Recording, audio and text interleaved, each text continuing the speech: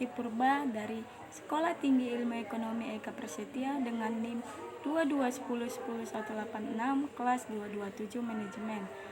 Di sini saya akan membuat video untuk memenuhi tugas MSDM dengan tugas 5P, yaitu perencanaan, perekrutan, pelatihan, penempatan, dan pengembangan. Selamat menyaksikan.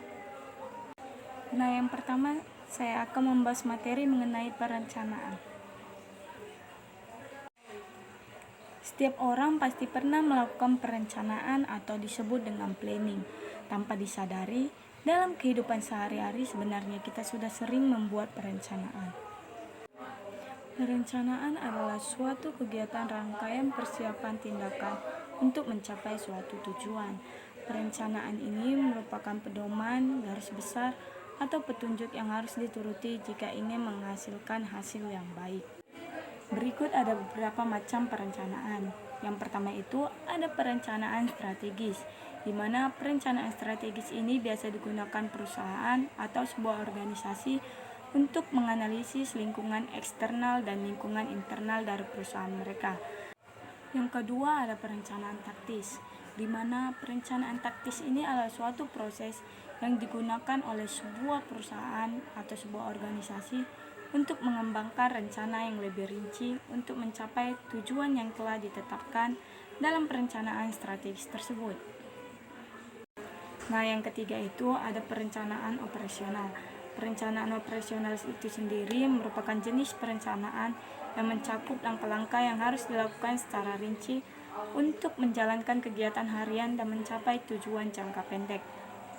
Yang keempat itu ada perencanaan keuangan, di mana perencanaan keuangan ini sendiri adalah proses menentukan bagaimana Anda akan mengelola uang Anda untuk mencapai tujuan keuangan Anda. Materi yang kedua itu ada perekrutan, di mana perekrutan ini merupakan proses mencari, menyaring, dan mempekerjakan orang secara aktif untuk suatu posisi atau suatu pekerjaan. Proses perekrutan ini mengacu pada seluruh prosedur, mulai dari perencanaan hingga adaptasi karyawan menjadi bagian dari tim suatu perusahaan.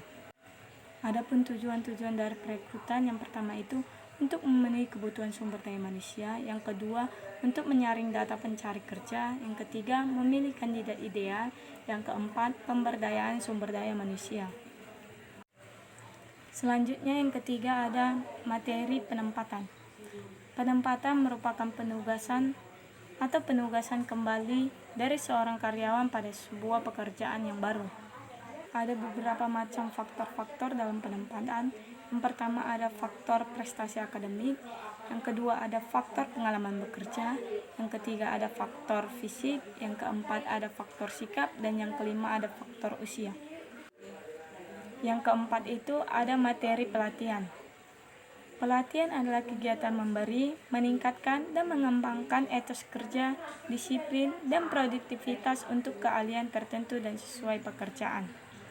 Maka dari itu, dapat dikatakan bahwa pelatihan ini semacam training untuk para pekerja yang ingin bekerja. Ada beberapa fungsi dalam pelatihan kerja yang perlu kita ketahui. Yang pertama itu ada optimasi pemberdayaan sumber daya manusia. Yang kedua, ada adaptasi terhadap pekerjaan bisnis pada masa yang akan mendatang. Yang ketiga, persiapan promosi ketenaga kerjaan yang dilakukan perusahaan tersebut. Nah, yang terakhir itu ada materi mengenai pengembangan. Materi mengenai pengembangan ini merupakan kegiatan yang memberikan atau menambah pengetahuan guna meningkatkan kapabilitas, kinerja, serta mengurangi kesalahan dalam melakukan pekerjaan oleh karyawan. Pengembangan karyawan sendiri berfokus kepada penyiapan diri karyawan untuk menguasai suatu keahlian baru karena akan diberikan jenis pekerjaan yang berbeda dan biasanya memiliki tanggung jawab yang lebih berat. Sekian materi yang bisa saya sampaikan. Apabila ada salah dalam pengucapan kata, saya mohon maaf. Terima kasih telah menonton video saya.